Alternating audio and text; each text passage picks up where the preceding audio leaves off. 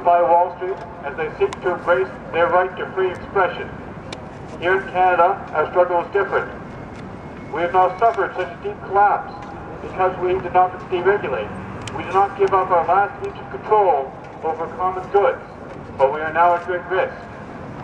A man who claims to have a majority wishes to follow the ill-fated footsteps of other governments.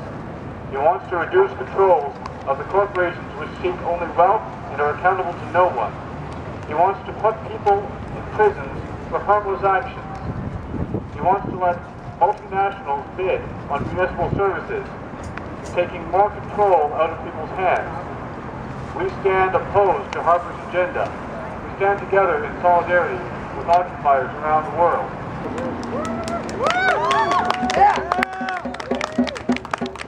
We're all assembled here today in solidarity. We hope to have a word soon from New York on how their reoccupation attempt is going. We'll now have pictures from many of our occupiers, followed by open mic time. So enjoy our day of action. What has happened in the world, or more and more significantly, more relevantly, the world we call the First World, since a small group of protesters decided to set up camp in an unknown park, Scotia Park, in downtown Manhattan? Well, let's go through a few of the major developments we've seen in the past 3 months. To start with, over 5,000 Aussie people have been arrested in the United States alone. In the UK, Occupy protesters have been officially classified as domestic terrorists. How many banksters? A lot less, sir. The US Senate has passed a bill that actually extends the battlefield of the war on terror to anywhere in the world. The House and the White House is soon to follow soon. The Canadian House of Commons has passed Harper's omnibus bill, and it should reach royal assent by mid-March. The city of Halifax hosted war criminals for the 3rd year running in the Halifax International Security Forum. Shame! Shame! The New Zealand government began pushing for a food security bill that will make growing food a government privilege rather than a human right. Shame! Canada withdrew from the Kyoto Protocol, while the COP17 climate change negotiations failed to reach a legally binding agreement for the reduction of greenhouse gas emissions. The Nova Scotia-based power company, Emera, continued to raise power rates in both Nova Scotia and the Bahamas. Shame! A free trade agreement between the United States, South Korea, Colombia, and Panama made the regulation of derivatives illegal in all 4 countries. The big 6 Canadian banks paid out $9.5 billion in bonuses to their executives, up 9% from last year. And meanwhile, unemployment, homelessness, and income inequality continued to be a problem in the so-called richest nations of the world. But then, at the same time, unemployment, homelessness, and income inequality became issues of political and public discussion. The word occupy became the most commonly used English word over the internet and in print over the past 12 months. Over 2,000 communities worldwide joined the Occupy movement. The Economist, of all publications, has recognized the grievances of Occupy Wall Street as legitimate. The City Council of Edinburgh, Scotland, called for the recognition and endorsement of Occupy movements worldwide. Police in Dunedin, New Zealand, refused to obey the orders of their mayor to dismantle the occupied Dunedin encampment. US Congressman Ted Deutsch introduced the outlawing corporate cash, undermining the public interest in our elections and democracy, as an acronym, Occupied Constitutional Amendment. The Mayor of Halifax promised to make municipal government more transparent. Construction of the Keystone XL pipeline was delayed, pending further review from the US State Department. Occupy people across the west coast of North America shut down their city ports. A group of strangers came together in Grand Parade, Nova Scotia, and provided food, clothing, and shelter, and love to anyone who asked for it. And lastly, and humbly, Recently, Halifax's local newspaper, The Coast, ran a feature about a former heroin addict who helped create a home for homeless kids in the city. Fellow hockey people of Nova Scotia, it has been a privilege standing alongside you the past 3 months. Give them hell in the New Year's revolution. International movement that's been around for so long and accomplished so much. We're now calling to the front our next speaker. I believe it's James, next on the speakers list. James will be speaking from up here due to some rather draconian measures. Because I'm a bad boy. I know, I didn't really feel like glorifying Time Magazine in all honesty. Hey everybody, my name's James. I've been an occupier since October 15th. Way back in the days when we first started off in this little space right here. Sorry, I've never used one of these before. Use the other one. Use the other one.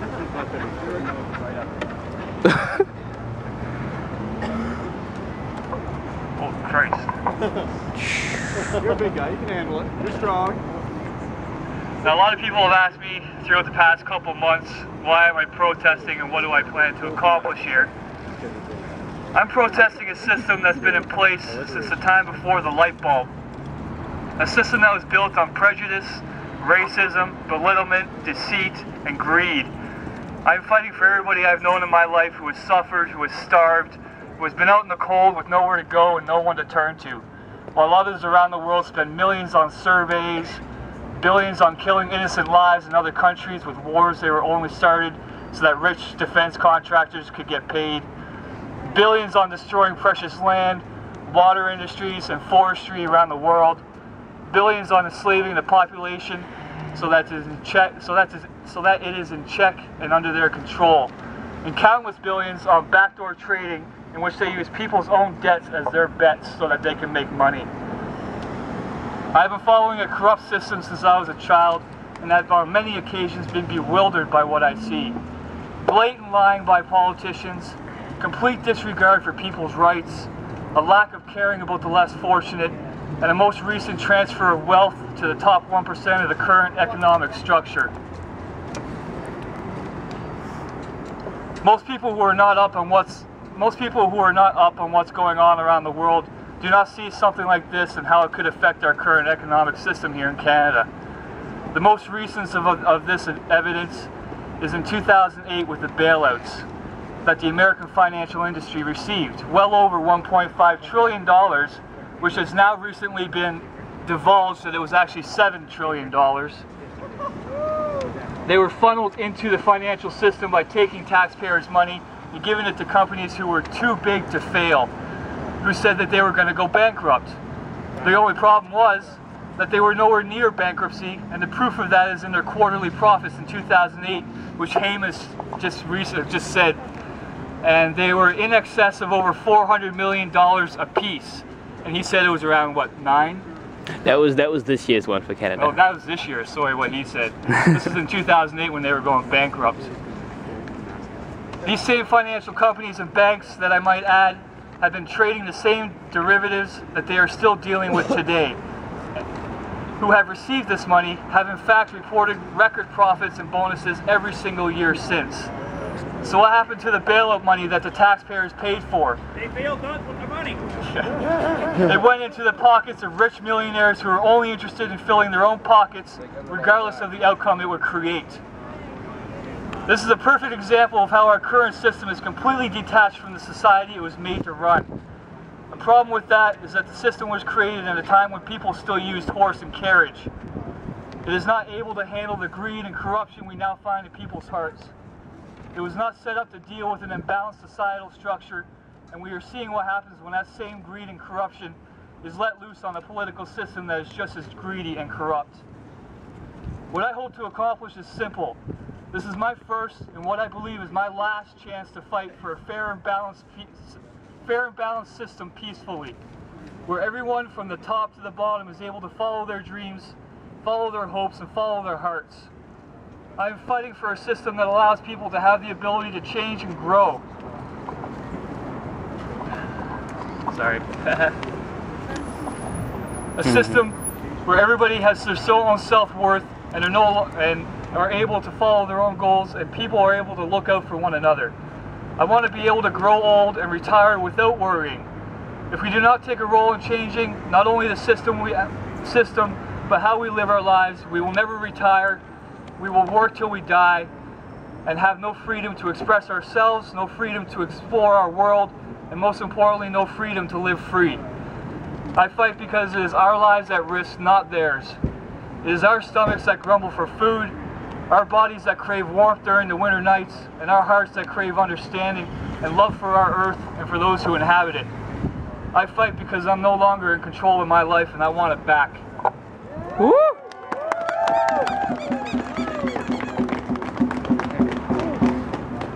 Thank you. So, one day, hopefully sooner rather than later, these spaces will be ours again, and we'll be able to take the time, like fine wine or fine alcohol, to ferment our ideas. And if we have to sit around and do it for 3 weeks in order to decide what we're actually standing up for and what we're standing against, then that's how long it'll take. I've become a bit disillusioned with just simple protests, and I know the world is a bit disillusioned with those simple protests where we come out, meet, congregate, and then are just, go off on our merry ways. And I think what we did here is a very special thing. I'm encouraged by what happened here. I'm also a bit, I'm a bit hesitant because I know that, I don't know, but I worry that things are going to get worse before they get better. And I want us all to stay strong. I want us all to keep our lines of communication open. I want us all to keep dearly in our hearts what happened here. And I want us to keep that memory going. I'm a bit thankful, you got to find the silver lining in every cloud, and the fact that they kicked us out, the fact that we can't stay here anymore, that's all right. I urge all of us to consider the changing of the seasons right now. Winter is kind of a time for hibernation for many people. So, go home. If you have a home, share your home with people who don't have a home, and share those ideas, get smarter, get educated as to exactly what we're up against here. Find the links, find those, find the threads in the evil spider web that's trying to catch us all like flies, and share those ideas. Spread the seeds of truth. Spread the seeds of truth, brothers and sisters. So, by the time that spring comes around again and it's a nice climate again, we'll be back out here. We'll be fighting battles on all kinds of fronts. We'll be smarter. We'll be more powerful than ever. One of the things that we did here is perhaps we didn't know exactly where to direct our energies. Perhaps for a lot of us, this is one of the first times that we ever got to be in a space, to be accepted, to be part of a community. There are many people here that I know, myself included. This was the first time that I ever got to participate in an event like this or be part of a community like this. So those things won't go away. What we did, perhaps we thought we were a bit entitled to it. Perhaps I'm not going to say wasted time, but perhaps we spent time doing things whereas we could have, formulated much stronger plans. Perhaps we could have done this, perhaps we could have done that. It doesn't really matter. We will get another chance. This was only the beginning. And from here on in, perhaps a degree of seriousness as to what exactly we're going to do and how exactly we're going to do it is necessary. No more infighting, no more backstabbing, no more nitter-natter on the internet, Facebook sites or garbage like that. Bury your hatchets and get together, because when you think about it, we're far too similar and we're far too strong to lose. So the only thing that's going to defeat us now is ourselves. Never mind the police, or they can beat us down, they can do that and whatever, but they won't break us. So yes! stay friends, stay smart, keep it real. It's true, man. Fighting for truth, justice, and liberty is a full-time occupation. Yeah. Thanks very much. Miles out!